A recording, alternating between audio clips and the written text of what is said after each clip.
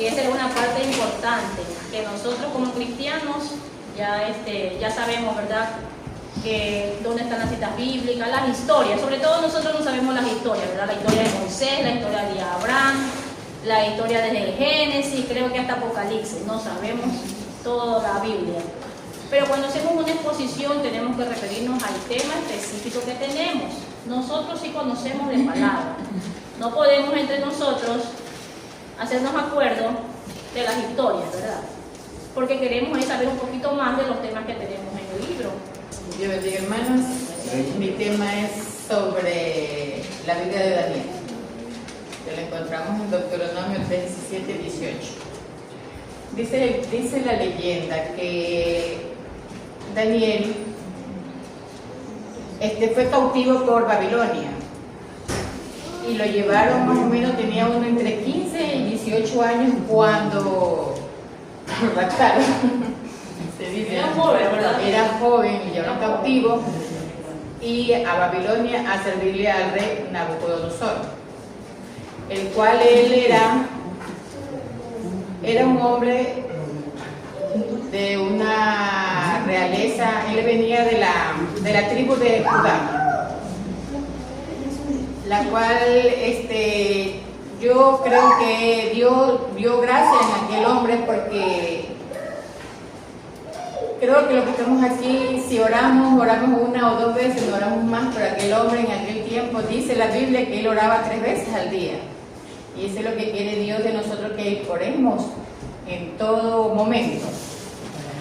Entonces vemos que aquí el hombre tenía amigos que también eran Sadrán, Mesach y Abednego, los cuales eran judíos. Dice que cuando a Daniel lo llevaron al pozo de los leones, él tendría más o menos unos 70, 80 años. Y con su oración que tenía, Dios le cerró la boca a aquellos animales para que no se lo comieran. Pero también a sus amigos también le hicieron, ¿cómo le puedo explicar? Le hicieron,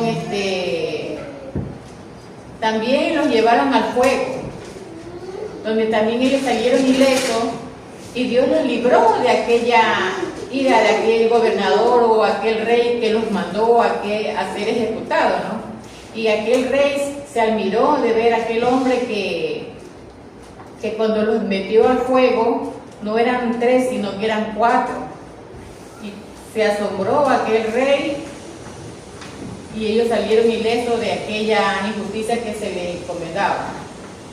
Bueno, también dice aquí unas preguntas que tengo. Dice: en el tiempo de José, Samuel y Daniel y sus amigos han cambiado, pero mantienen las circunstancias similares en las cuales tenemos que responder como ellos. Aquí dice que José era un soñador, Samuel era un profeta, y Daniel era un hombre de oración. Dios bendice a José por casualidad o porque era un joven que vivía para él. La casualidad no era casualidad que Dios bendiciera a José, sino por la integridad y la fidelidad que José tenía ante Dios. También dice aquí: ¿qué aspecto de tu carácter de formación cristiana tuvieras que mejorar para poder vivir en el ambiente corrupto en que vivió Samuel? ¿Cuál es la corrupción que Samuel tenía en aquel tiempo? Eran sus hijos. Él tenía 2 hijos, que eran Joel y Abías, la cual en aquellos tiempos ellos eran jueces. Pero en mi parecer yo creo que Samuel les hablaba a los hijos, pero como en la actualidad nosotros los padres hablamos a nuestros hijos y nuestros hijos no quieren entender. Pero lo único que uno tiene que hacer como padre es seguir orando por nuestros hijos. Dice: ¿qué cosas de la vida de Daniel y sus amigos pueden poner en práctica hoy y cómo? Su fe, la integridad, su valentía, la honradez, la sabiduría y sobre todo la oración. Es lo principal que podemos tener nosotros. Pero aquí también hay un tema que también dice, Aquí dice, desafíate a ti mismo con la ayuda de Dios a vivir de tal forma que tu vida y tu conducta demuestren lo que eres, que no tengas que estarlo diciendo como medio de darte a conocer. ¿Qué quiere decir esto? Que nosotros tenemos que vivir en santidad, para que nadie nos juzgue o que nos diga, que nos diga, está diciendo como medio de darte a conocer, dar nuestro buen testimonio, para poder seguir tal vez lo mismo que hizo Daniel, la oración. Bueno, voy a dar el resumen porque la hermana Nora iba a hablar de la vida de Daniel, el hermano Jesús Ponce, la vida de Samuel, el hermano Carlos Matamba, el cristiano ante los desafíos. Era el primero, que no los conozco a todos, entonces yo los nombro, no los identifico bien. Y yo iba a hacer un resumen de todos los hermanos, y el primero, que es el cristiano ante los desafíos. Nosotros como cristianos, en Juan 16:33 dice en la Biblia, en el mundo tendréis aflicciones, pero confiad que yo he vencido al mundo. Eso Dios nos enseña a nosotros. Nosotros tenemos tres cosas como que nosotros como cristianos tenemos que enfrentar. Tres para enfrentar. El pecado, es la carne, el pecado. 2, el mundo, el sistema, todo lo que es la tecnología, el sistema. Y 3, el diablo, que siempre anda como león rugiente. Entonces, 1, la carne, 2, el mundo, y 3, el diablo. Carne, mundo y diablo. Esos son, para nosotros siempre van a ser nuestros desafíos. Pero ahí no queda solo como desafío. Dios nos enseña en la Biblia cómo también podremos vencerlo, y tenemos 3 puntos. 1 es la armadura de Dios, que está en Efesios 6:10, que todos lo conocemos, que es el yelmo, la espada que siempre tenemos que tener. Nosotros sí no lo sabemos, como decía la hermana, y no las voy a leer. 2, que tenemos que estar siempre firmes en nuestra fe, mantenernos firmes en quien creemos. Y 3, ayuno y oración. Entonces, ¿cómo vencer estos desafíos? 1, armadura de Dios. 2, estar firme en nuestra fe y en quien creemos. Y 3, ayuno y oración. ¿Qué tienen en común estos dos jóvenes de lo que tenían que hablar mis hermanos? Que ellos desde muy pequeños, tanto Daniel como Samuel, desde muy pequeños fueron consagrados. Samuel fue consagrado a su mamá en el templo para que sea criado por el sacerdote Elí y él pueda conocer todo lo que es la Torá y todo lo que son los mandamientos de Dios. Entonces él desde muy pequeño fue consagrado. Daniel también desde muy joven, según unos estudios que entre los 15 y los 16 años, él fue cautivo a Babilonia. Entonces, pero ellos dos en común que tienen, que fueron niños, es muy pequeños, porque a veces en la iglesia nos dicen que no, estás muy pequeño o estoy muy joven y no puedo, y dicen no, bueno, más después. Pero nos damos cuenta que ellos desde muy pequeños propusieron en su corazón servir a Dios, amarlo, enfrentar muchas cosas, muchas pruebas. Vemos a Samuel que desde muy pequeño Dios lo llama cuando está con el sacerdote Elí y le dice Samuel, Samuel, hasta que él directamente desde muy pequeño habla con Dios y le dice, heme aquí. Entonces nos damos cuenta que son jóvenes. Daniel, en cambio, propuso en su corazón no contaminarse con la comida del rey. De pronto el rey tenía todas las comidas exquisitas y todo, y él dijo, no, eso no es algo que a Dios no le agrade. Entonces él dijo, no, mejor como mis verduras y todo, y no se contaminaba de pronto ni con conversas ni con nada. Entonces eso es lo que los dos tienen en común, que desde muy pequeños amaban a Dios. ¿Cómo podemos aplicarlo a nuestras vidas actualmente? Nosotros tenemos que guardar siempre la palabra, no solo en nuestro corazón, también en nuestra mente. Aprender de ellos a tener una vida íntegra, tener un buen testimonio ante la gente que nos ve afuera. Una vida de altar. Vemos que Daniel oraba, dices, en el día 3 veces. Nosotros oramos una y a veces hasta 15 minutitos, te digo por mí mismo, y queremos ya hasta el milagro, ¿verdad? Ellos esperaban de pronto hasta años, como José, años para que Dios pueda cumplir alguna petición que ellos tenían. Que nuestro testimonio hable por nosotros, no negar nuestra fe.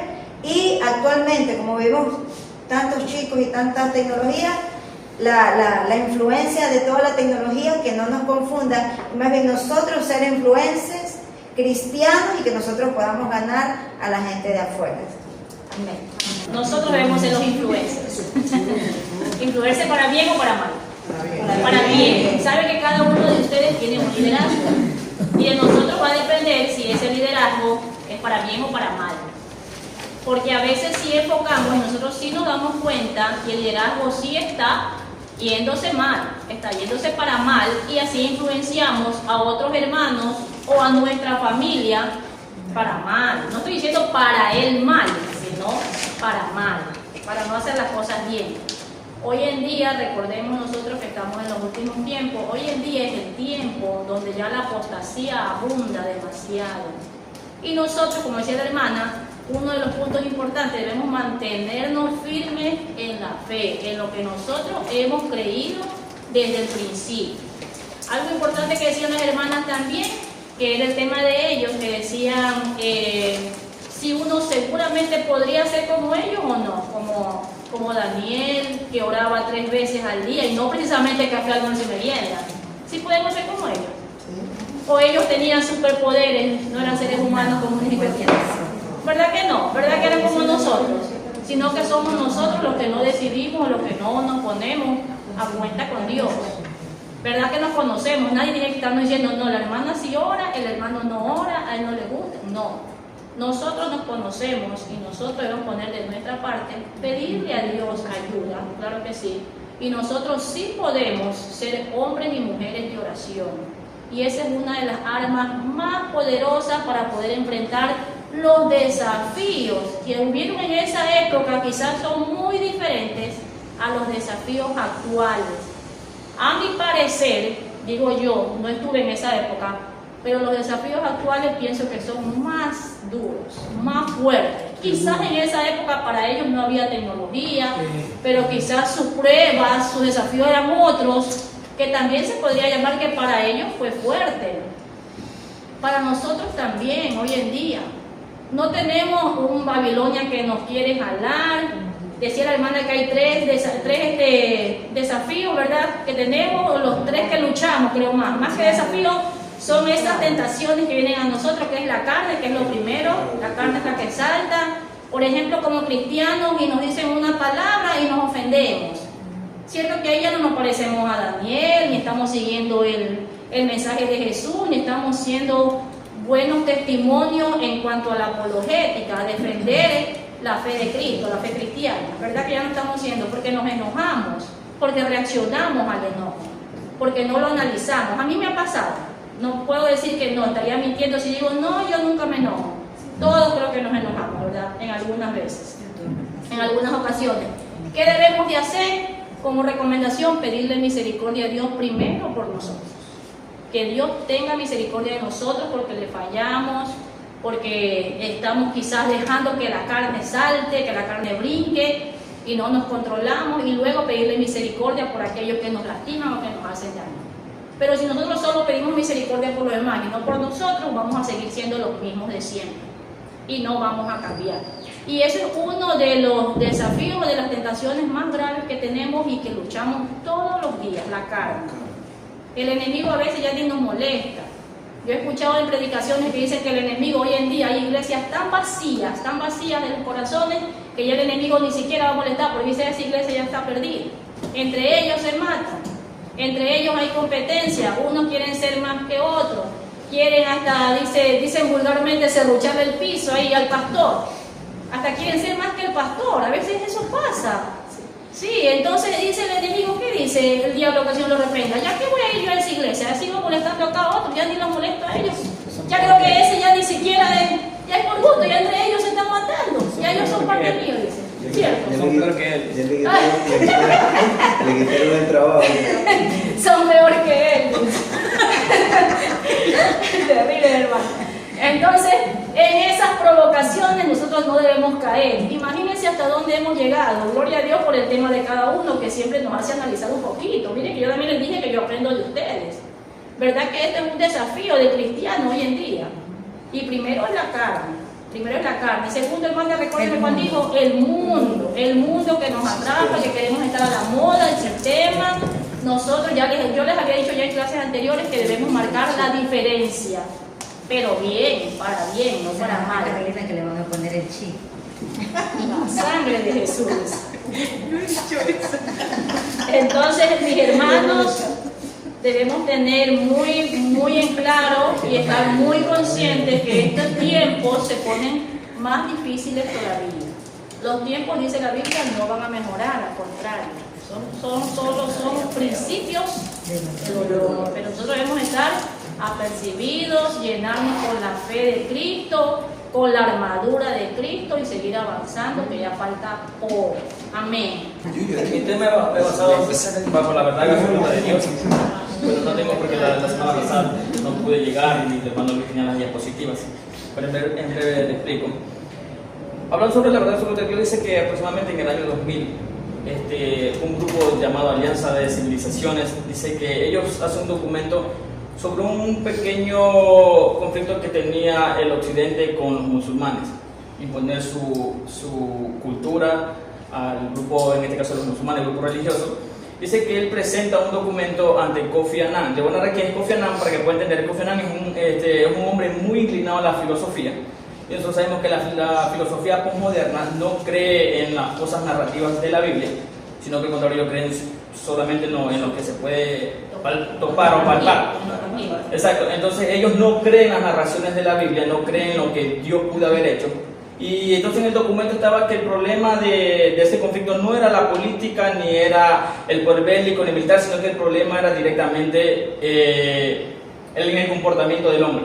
O sea, minimizaban tanto la verdad absoluta de Dios que para ellos no, lo que en un tiempo atrás era un problema, en este caso la religión, hablando de los tiempos antiguos cuando mataban por causa de Cristo, cuando los cristianos eran arrastrados. Entonces ellos negaban esto completamente, lo minimizaban, dicen que no, que el problema no era ni lo político ni eso, sino que simplemente el comportamiento del hombre. Ellos decían que el hombre simplemente había que transformarle la mente, pero no por medio de un Dios, sino que por medio de alguna filosofía o algo que se pueda transmitir en el hombre para que todo lo que se cumple para ellos, todo lo que se cumplía en ese tiempo, para ellos era directamente culpabilidad del hombre y no por una profecía dada en la Biblia, sino por el comportamiento del hombre. Entonces nosotros sabemos que la realidad es lo contrario, ¿verdad? Todo lo que se cumple hoy en día ya está escrito en la Biblia, está dentro de la Biblia. Entonces, pero este hombre, Kofi Annan, da y dice, bueno, que sí, que era correcto.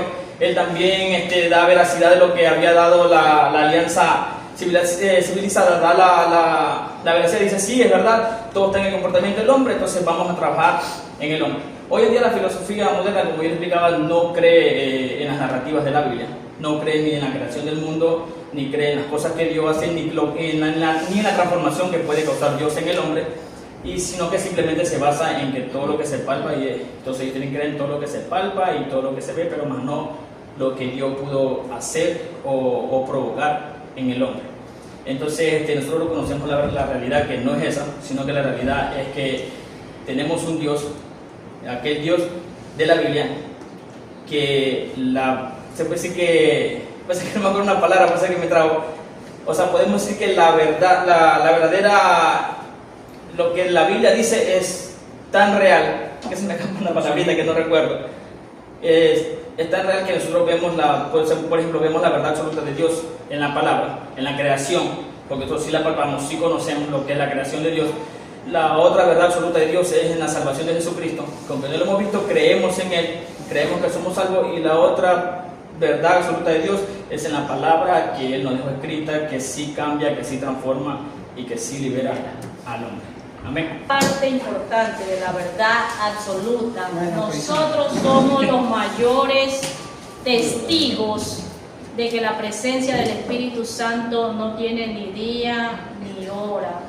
¿Cierto? No sé si a ustedes les ha pasado, yo creo que sí corroboran conmigo, que no solo dentro de la iglesia y en un culto especial se derrama la presencia del Espíritu Santo, la presencia de Dios. ¿O acaso solo aquí en la iglesia será que el Espíritu Santo actúa? ¿Verdad que no? En casa también, en el trabajo, cuando escucha una alabanza también. aquellas alianzas que hoy en día sí querían agarrar fuerza, o aquellas alianzas que hoy en día todavía están vigentes, están presentes, siguen insistiendo y diciendo lo mismo, que no creen en Dios o que no creen en una verdad absoluta. Y nosotros somos los mejores testigos fieles de que sí existe el Espíritu Santo, de que nosotros no lo vemos porque es espíritu, pero sí lo sentimos, ¿verdad? Entonces ahí está nuestra defensa, cuando nosotros contamos nuestra experiencia, cómo nos va la vida como cristiano. Pero el cristiano que no ora, el cristiano que no ayuna, el cristiano que no lee palabra, el cristiano que no hace nada, lamentablemente su vida también sigue en nada, no está en nada, como dicen por ahí. Y hay una verdad también absoluta, que mientras más buscamos de Dios, más cosas nos pasan, ¿sí se dan cuenta? Pero nosotros las podemos recibir y afrontar y superar con la ayuda de Dios, porque para eso precisamente es que Dios nos estaba preparando. Por eso es que nos da ese deseo, ese impulso de buscar de Dios, de querer saber más, de querer estar en su presencia, pero más cosas nos vienen y hay sueños y quizás hay testimonios y quizás hay personas que nos hablan y quizás es pasar con nuestros hijos, pero eso, ahí está la presencia de Dios, ahí está Él ayudándonos, porque nosotros nos fortalecemos. Cuando parecemos débiles, recuerden que en la debilidad, dice el Señor, que ahí se perfecciona, ahí se fortalece el Señor de nuestra debilidad. Y no es que estamos perdiendo el tiempo, al contrario, nosotros, es de beneficio de nosotros. Cuando nosotros oramos, ¿quién se beneficia? Somos nosotros mismos, ¿verdad? ¿Y quién se glorifica? Cuando hay un actuar en nosotros diferente, es Dios, no somos nosotros. No somos nosotros que somos los mejores, no, es Dios que se glorifica. Si hay una buena palabra de parte de un hermano, ¿verdad?, de parte del pastor, es Dios que se glorifica. Gloria a Dios por aquella palabra que habló a mi vida, que llenó mi necesidad, mi vacío. ¿Verdad que es Dios que se glorifica? Pero si nosotros no buscamos o nosotros no tenemos, la verdad ni en nosotros va a estar. Y nosotros, ¿cómo vamos a predicarle o cómo vamos a hablar de otros de una verdad si ni en nosotros está o nosotros tenemos duda? Gloria a Dios que nosotros no tenemos duda, ¿verdad? Nosotros sabemos en quién hemos creído, en ese Dios poderoso que es real y es el mismo Dios de Daniel, de Abraham, de Moisés, que hoy por hoy está también con nosotros. Amén. Dios bendiga la misa. En esta noche tenemos el mismo tema que nos robó el hermano aquí. Fue virtual.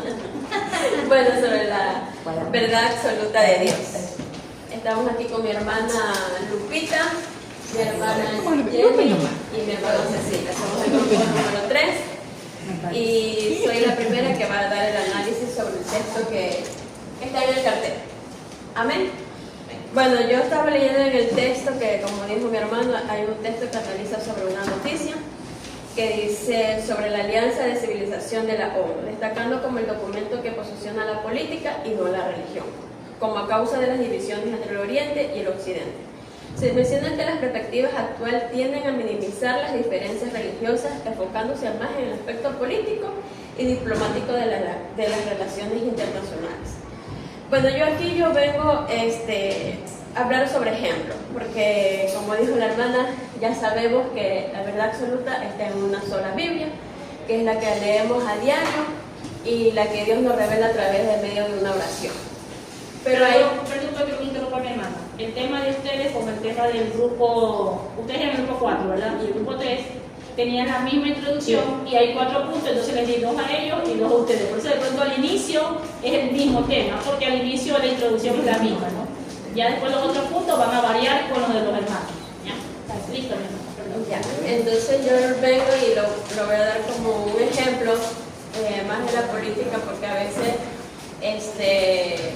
vemos aquí en la ciudad y fuera del país también que a veces las personas más se basan a lo que supuestamente los políticos pueden hacer por un país y no el ser humano. A veces nos enfocamos en lo que en realidad Dios puede hacer con nosotros y con el país.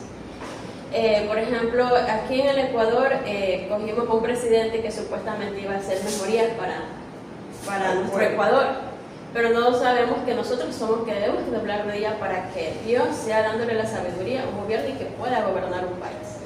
Es lo que pasó también en Venezuela, que porque se llevaron a Donald Trump, los venezolanos confiaron en el hombre, en la política y no en lo que Dios podía haber hecho en su ciudad.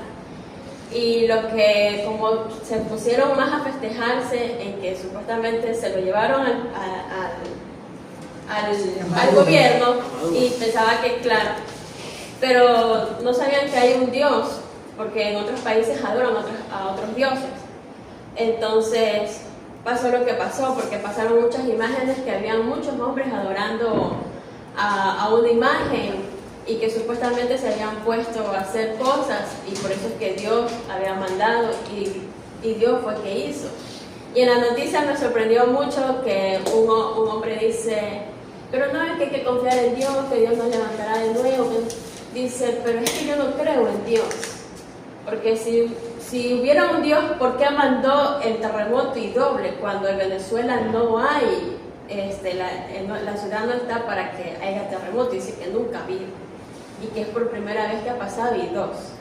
Entonces ahí es donde se divide entre la política y la verdad absoluta de Dios.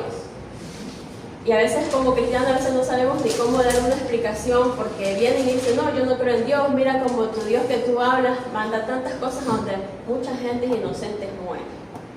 Entonces a veces ahí nos pone difícil a nosotros en hablar, pero creemos igual en un Dios que hace milagros y defendemos nuestra verdad. Amén.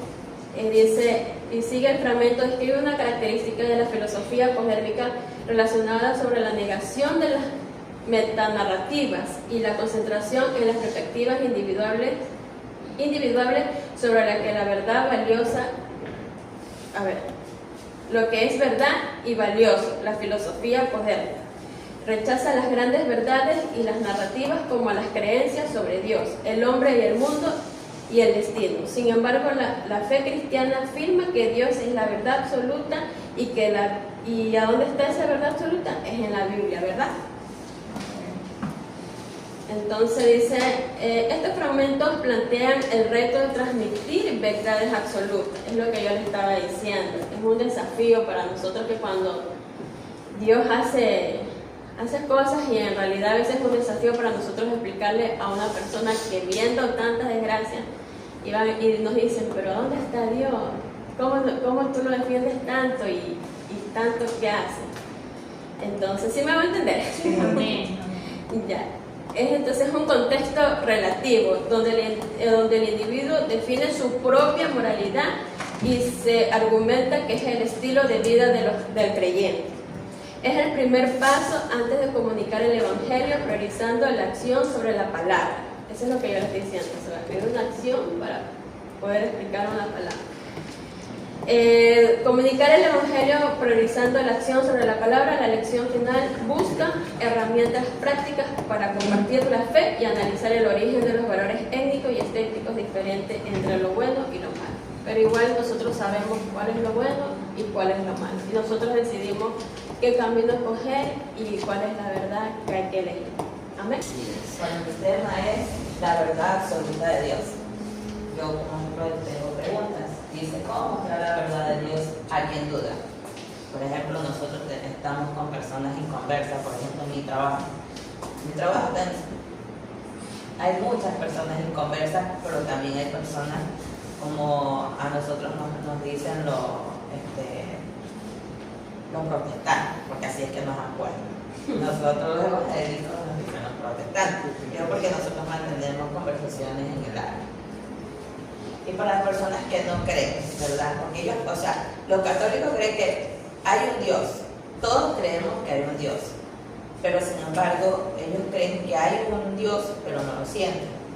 Ellos creen. Nosotros creemos que hay un Dios, pero nosotros lo sentimos. Nosotros lo hemos sentido, nosotros hemos palpado, ¿verdad?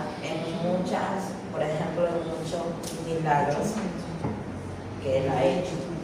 Por ejemplo, escuchar al inconverso, escuchar y respetar sus dudas y opiniones. El inconverso lo que hace es hablar y hacerme preguntas. Me pongo como ejemplo porque porque sí me ha pasado. Me pregunta, ¿qué ha hecho Dios por ti? Entonces yo lo que hago es decir, Dios ha hecho bastante, como lo ha hecho por ti, que es darte vida, aliento de vida. Y escuchar, ¿no? Porque no puedes meterte de una, hablar y decir, mira, Dios es así, Dios te ofrece la vida eterna, y ellos no te van a escuchar. También tenemos como empezar con todo lo que te acerca. Primero hay un Dios en los cielos y que no somos nadie sin Él. Nadie puede vivir sin Él, nadie. Podemos tener una enfermedad grande. Me ha tocado pacientes, madres con pacientes catastróficos.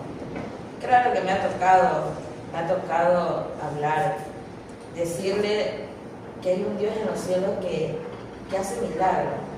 Pero hay veces nosotros queremos que los milagros se den y no somos pacientes. Quieren que los milagros se den y no somos pacientes. Y entonces lo que uno hace es decir, ora a Dios, que eso se va a dar. Entonces, a veces los padres de familia lo que hacen es como que dudan, ¿no? Dudan, pero hay otros que se aferran. También tengo otra, como dice, usar razones claras y lógicas, como por ejemplo, lo que Dios ha hecho en nuestras vidas. Les cuento un pequeño caso mío, que ya todos lo conocen. Solamente por haber hablado sobre la palabra de Dios, justo ese día, mi hogar, mi casa se quemó. No todo, pero fue solamente mi cuarto. Todo mi cuarto se quemó. Sale ropa. Pero así como se quemó, Dios me lo dio. Lloré mucho, pero Dios me lo dio. Me dio cómoda, me dio cama, me dio colchón, me dio televisor. Claro que no era lo que yo había comprado, pero Dios me dio. Entonces yo todo eso yo converso. Y yo digo, Dios es grande y maravilloso, que aunque tú estés en la peor prueba, Dios ahí te está empujando, te está diciendo, mira, aquí estoy, no estás sola. Es lo que yo le converso a todos. Es la gran maravillosa de lo que hace Dios en esta tierra, lo que hace Dios en nuestras vidas. Y por último, la verdad es fija y viene de Dios. Porque Dios es grande, no nos miente. Él dice que nos ama, es verdad, nos ama. Él dice que tenemos la vida eterna, sí, tenemos una vida eterna quien cree en Él. Y también en un versículo que tengo, que ya todos los conocen, en Juan 14:6, Jesús les dijo, yo soy la verdad, yo soy el camino, la verdad y la vida. Nadie viene al Padre si no es por mí. Y esto sí yo lo tengo bien presente y se lo digo a cualquier paciente que hay ahí. Yo le digo, Dios es tan grande y maravilloso que aunque el milagro no llegue, pero tarde o temprano va a llegar. Simplemente es creer. Él no te miente, Él te ama. Nos ama a todos nosotros. Y aunque el católico diga, es verdad, existe un Dios, pero no lo siente. Pero nosotros sí lo sentimos. Lo sientes cuando respiras, lo sientes cuando estás enfermo, pero de la nada estás bien. Pero no, ellos dicen que es como quien dice, ya te jugó la lotería y te recuperaste. No, es porque Dios lo quiso así. Ni tú ni yo no somos nadie. Todos somos creados por el Padre, por ese papá. Si tú no como quien dice, no te sanas, es porque el Padre no lo quiso y porque Dios quiere llevar. Pero tenemos que dar en cuenta que si tú amas a Dios y aceptas a Dios, tienes la vida eterna. ¿Por qué? Porque no nos mienten. Ese es mío. Dios te bendiga, hermano. Buenas noches. Amén. Dios te bendiga más. Amén. Digamos, Dios te bendiga, maestra. A mí me tocó el tema del concepto de la verdad. Entonces, ¿qué es la verdad? La verdad es realmente lo puro. Eso es la verdad. Y la verdad es Cristo. Pero a veces nosotros queremos entender como verdad lo que yo siento, lo que yo quiero, lo que a mí me gusta. Entonces yo tomé un texto bíblico que está en Juan 18:38. Dice, y le dijo entonces Pilato, ¿luego eres tú rey? Respondió Jesús, Tú dices que soy rey. Yo para esto he nacido y para esto he venido al mundo, para dar testimonio a la verdad de todo aquel que es la verdad. Oye mi voz. Aquí nos está diciendo el Señor Jesús que la verdad es Cristo, que es Él, ¿no? ¿Y cómo sabemos nosotros que la verdad es Él? A través de su palabra. La Biblia también nos dice en Juan 14:6, yo soy el camino, la verdad y la vida. Entonces esto nos insta a seguir a Jesús. Pero nosotros tenemos que tener convicción que Él es Dios y que es la verdad y que nos diga lo que nos diga. Y aunque pasemos lo que pasemos, que nosotros siempre tengamos esa convicción que Dios está con nosotros y que Dios va a hacer lo que Él desea, hacer su voluntad en nosotros. A veces hay cosas que nos pasan y no entendemos, pero cuando ya la entendemos después de un tiempo, sabemos que esa es la verdad y que Jesús nunca se equivoca. Aunque nosotros no entendamos, las cosas pasan para nuestro bien. Entonces, esa es la verdad. Y cuando tú tienes la verdad, nosotros tenemos que ser sinceros, honestos, a donde vayamos, a donde estemos. Pero es verdad que ahora la tecnología está muy avanzada. Y nosotros como seres humanos a veces no nos damos cuenta que nos estamos desviando de la verdad, porque la tecnología nos consume. A veces usted está más tiempo en el teléfono cuando el Señor ha dado una verdad que es su palabra. Entonces a veces nosotros tenemos la Biblia como un amuleto en el Salmo 91. Usted ve los carros, usted ve en la casa, Salmo 91, como amuleto, pero no la lee. A veces, muchas veces nosotros mismos los cristianos no damos énfasis a leer la palabra. Y cuando nosotros leemos, nos instruimos, nos alimentamos, podemos defender esta verdad. Y nadie nos confunde. A mí, por ejemplo, a veces me dicen, y el Dios que tú tienes es malo, mira, se murió esto. ¿Y dónde lo tenías tú a Dios?